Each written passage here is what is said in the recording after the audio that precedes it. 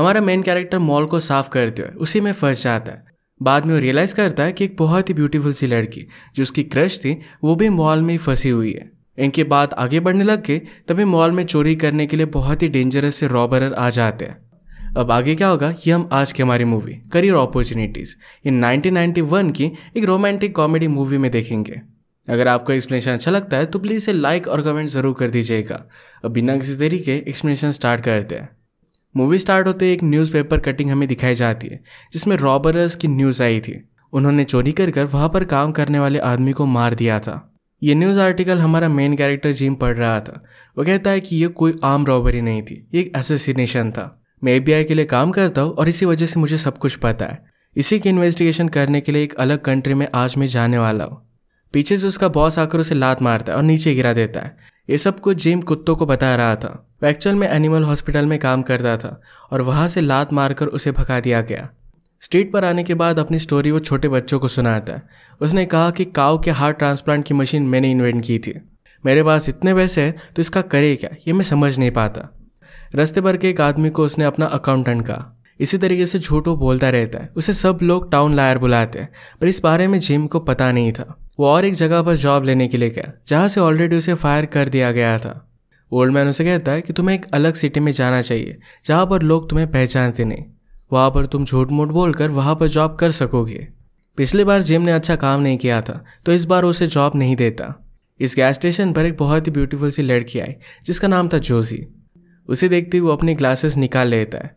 बहुत ही स्टाइल से खड़ा था तभी उसके फादर पीछे से आके और उसे बहुत डांटते हैं। उन्होंने कहा कि इस बार भी तुम जॉब में टिक नहीं पाए। जिम कहता है कि मैंने खुद रिजाइन किया है, पर उसे घसीटते हुए घर पर लेकर गए। घर पर जब ये बात पता चलती है तो उसकी सिस्टर भी उसे बहुत इंसल्ट करती है। उसने कहा कि तुम 21 साल के हो चुके हो फिर भी इसी घर में रहते हो। उसके फादर कहते हैं कि अगर तुम्हें इस घर में रहना है तो यहाँ का रेंट तुम्हें पे करना पड़ेगा। सुबह उन्होंने उसे जल्दी उठा दिया और एक जगह पर जॉब के इंटरव्यू के लिए लेकर जा रहे थे। उसे कहते कि तुम्हें अपनी लाइफ के साथ कुछ अच्छा करना चाहिए, जॉब लेकर अपना खुद का प्लेस देखना चाहिए। जिम कहता है कि मुझे आपके साथ रहना बहुत अच्छा लगता है। वो मॉल के पास आए तो जिम ने कहा कि अगर मुझे जॉब नहीं मिला तो फिर क्या होगा। फादर ने कहा कि मैं तुम्हें तुम्हारे अंकल के पास भेज दूंगा, वहाँ पर तुम्हें जॉब करना पड़ेगा।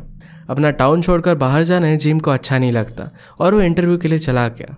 इंटरव्यू लेते वक्त मैनेजर को लगा कि जिम यहाँ के एक ऑफिसर के लिए इंटरव्यू दे रहा है। उसी ईयर के लिए $43,000 देने वाला था। जिम ने कहा कि मैं 45 से कम नहीं लूँगा। इनकी डील हुई और तभी मैनेजर को सेक्रेटरी से कॉल आया जो उसे कहती है कि आज वो ऑफिसर आए ही नहीं है। उनका प्लान मिस हो गया था। मैनेजर ने सही से जिम का फॉर्म देखा तब उन्हें पता चलता है कि क्लीनिंग का जॉब करने के लिए आया है। उस पर गुस्सा होकर घंटे के $4 की जॉब पर उसे रख लेते हैं और हेज भी कट करने के लिए कहते हैं।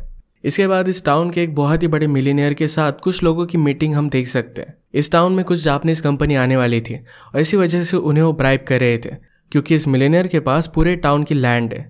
इसी मिलियनियर की बेटी जोशी थी। वो कहते हैं कि आकर इनसे बात करो।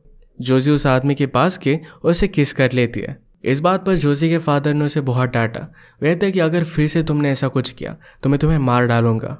एक्चुअल में उसके फादर उसे बहुत मारा करते थे और इन सब से वो तंग आ गई थी और इसी वजह से इस तरीके से वो बिहेव कर रही थी। मूवी के फर्स्ट में हमने जिन रॉबर लोगों को देखा था वो एक कपल से उनकी गाड़ी चुरा लेते हैं। वो जिम और जोशी के टाउन में थे। अगले दिन काम पर जाते वक्त जिम खुद के लिए लिमोजिन बुक करता है। उसके पेरेंट्स से देखकर चौंक गए थे। टाउन के छोटे बच्चों के सामने उसने कहा कि आज मैं वेनिस जा रहा हूँ, कुछ इंपॉर्टेंट बिजनेस है। बेचारे छोटे बच्चे उस पर बहुत इम्प्रेस थे।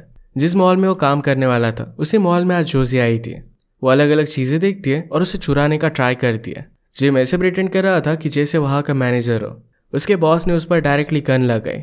उसने कहा कि तुम्हें यहाँ पर बहुत अच्छा काम करना पड़ेगा। जिम के पास उसका खुद का यूनिफॉर्म भी नहीं था तो बॉस कहता है जब तुम अच्छे से काम करोगे, यहाँ पर टिकोगे, फिर तुम्हें एक यूनिफॉर्म मिलेगा। पूरे रात कहाँ पर उसे क्लीनिंग करनी है, सब कुछ उसे समझा देता है। जिम ने कहा कि आपके साथ काम कर मुझे बहुत ही अच्छा लगेगा, पर बॉस कहता है मैं तुम्हारे साथ काम नहीं करने वाला। रात भर तुम यहाँ अकेले रहोगे। जाने से पहले इलेक्ट्रिसिटी बचाने के लिए सारे लाइट्स वो बंद कर रहा था। थोड़ी थोड़ी देर में लाइट चलते रहेंगे और जिम फिर साफ सफाई कर सकेगा। जाते वक्त उसने जिम को अंदर बंद कर दिया। कहता है कि सुबह आकर मैं तुम्हें छुड़वा लूँगा, मैं तुम पर ट्रस्ट नहीं करता। जिम कहता है कि अगर मुझे अंदर कुछ हो गया तो फिर क्या होगा। बॉस उस पर हंसकर वहाँ से चला जाता है। जिम ने 9 बजे साफ सफाई का काम स्टार्ट किया। थोड़ी सी साफ सफाई करने के बाद वो थक जाता है और सिर्फ 15 मिनट हुए थे तो उसने ब्रेक ले लिया। मॉल की चीज़ें वो खाने लग गया, वहीं पर रिलैक्स करने लग जाता है। उसने बहुत सारी अलग अलग चीज़ें ट्राई की। बोर होकर वो घर पर कॉल करता है, पर उसकी मदर ने कहा कि आज बहुत लेट हो चुका है, हमें सोना है। अकेले फिर जिम सारी चीज़ें एंजॉय करने लगता है।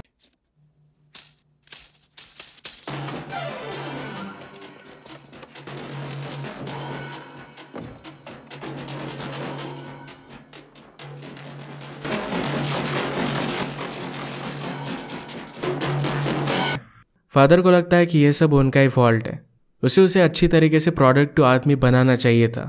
मॉल में घूमते फिरते जोशी जिम के सामने आके वो सरप्राइज होकर नीचे गिर गया। इतने टाइम तक जोशी घर पर नहीं आई थी तो उसके फादर हर जगह पर उसे ढूंढने लग जाते हैं। उन्होंने पुलिस को भी इन्फॉर्म कर दिया था और दोनों साथ मिलकर ही उसे ढूंढ रहे थे। जिम ने पूछा कि तुम यहाँ पर कर क्या रही हो। जोशी ने कहा कि यहाँ से कुछ चीज़ें मैं चुराने वाली थी, पर मैं कन्फ्यूज हो गई। ट्रायल रूम में उसे नींद आ गई। जब उसकी आँख खुली तो बहुत लेट हो चुका था। जिम कहता है कि तुम्हारे फादर तो मिलीनियर है, ये सब चीज़ें करने की तुम्हें क्या ज़रूरत। जोशी के अपने फादर के साथ जो भी प्रॉब्लम्स थे ये सब कुछ वो जिम को बता देती है। जिम कहता है कि चलो हम खाना खाते हैं। मॉल की सब चीज़ें लेकर वही माइक्रोवेव में वो खाना बना देता है। वो इधर उधर की बहुत सारी बातें कर रहा था। जोशी ने कहा कि तुम्हें सेल्स का जॉब ट्राई करना चाहिए।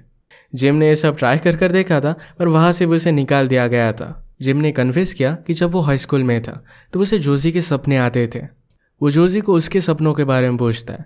जोशी ने कहा कि मैं हमेशा सपने ही देखती रहती हूँ। बात करते करते जोशी ने कहा तुम्हें लोग टाउन लायर बुलाया करते हैं। इस बात से जिम बहुत ही डिस्टर्ब हो जाता है, उसे इसके बारे में पता ही नहीं था। जोशी कहती कि मैं ऐसा कुछ भी नहीं समझती, शायद लोग मेरे बारे में भी कुछ बोला करते हैं। जिम कहता है कि लोग तुम्हें टीज बुलाते हैं। जोशी को ये बात अच्छी लगी। जिम कहता है कि हमारे हाई स्कूल के सब फ्रेंड्स मुझ पर हमेशा प्रैंक्स करते रहते थे, तुम तो बहुत फेमस थी, तुमने तो मुझे कभी भी नोटिस ही नहीं किया था। जोशी कहती कि हाई स्कूल मेरी लाइफ का हाईलाइट था और उसे अपनी लाइफ में स्टक महसूस होता है। उसके पास कोई भी फ्रीडम नहीं है। उसे समझाती है कि तुम्हारी लाइफ जैसी भी हो, तुम्हारे पास फ्रीडम है जो उसके पास नहीं है। जोशी ने कहा कि मैं अपना घर भी नहीं छोड़ सकती। जिम कहता है कि तुम्हें घर छोड़कर क्यों जाना है, मुझे घर पर रहना बहुत ही अच्छा लगता है, फ्री में खाना मिलता है, लॉन्ड्री हो जाती है। जोशी कहती कि तुम इस तरीके से लूजर की तरह घर पर कैसे रह सकते हो। अगर तुम्हें कोई लड़की पसंद है तो उसके साथ तुम डेट पर जाते हो और डेट के बाद उसे अपने खुद के घर लेकर जाते हो, अपने पेरेंट्स के घर पर नहीं। तुम डायरेक्टली पेरेंट्स के घर पर उसे नहीं लेकर जा सकते। जिम तो पहले अपसेट था, पर इस बात को अंडरस्टैंड करता है। जिम ने पूछा कि तुम घर छोड़कर क्यों नहीं जा सकती। जोशी कहती कि मैं अकेले रहने से डरती हूँ। जोशी ने कहा कि अगर तुम कहीं पर भी जा सको तो कहाँ पर जाओगे। उसने अलग अलग सिटीज़ के नाम लिए, पर उसके पास उतने पैसे नहीं है। अब तो वो पहले जॉब करेगा और अपनी लाइफ को थोड़ा सा कंट्रोल में लेने की कोशिश करेगा। जोशी को तो एलए जाना था, वो वहाँ पर खुद स्ट्रगल करने का ट्राई करेगी। वहाँ पर अगर वो सक्सेसफुल हो जाती है तो उसे बहुत अच्छा लगेगा, पर अगर अनसक्सेसफुल हुई फिर भी अपने फादर के पास वापस नहीं जाने वाली। जोशी के प्रॉब्लम सुनने के बाद जिम उससे कहता है कि मैं भी तुम्हारे साथ आ सकता हूँ। निकलने के लिए पहले उन्हें कार लगेगी। जोशी ने कहा कि मेरे पास कुछ पैसे हैं। वो घर से $52,000 ये चुरा कर भागी थी।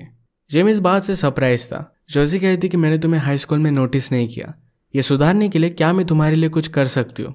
जिम कहता है कि होम कमिंग पर हमने 3-4 सेकंड के लिए डांस किया था, मैं हमेशा से चाहता था कि तुम्हारे साथ पूरे गाने पर डांस करूँ। जोशी कहती कि मुझे लगा था कि तुम कुछ और पूछोगे।